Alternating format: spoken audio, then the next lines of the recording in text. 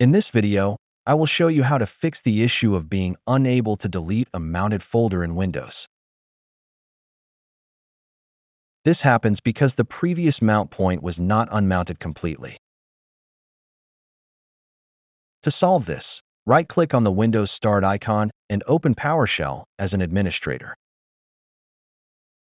Now, run this command to see a list of your mounted images. As you can see, the folder is still mounted. To unmount it, run this command, replacing the mounter with the actual directory you want to delete.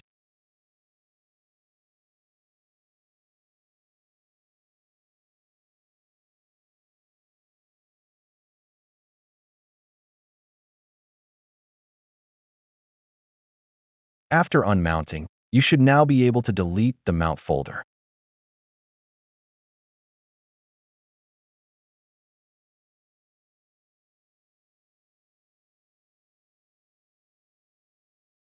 Alternatively, if the first way doesn't work, you can try this second command.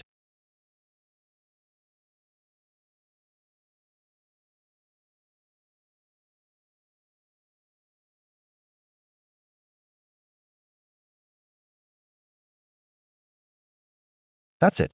Thanks for watching. Don't forget to like and subscribe, and see you in the next videos.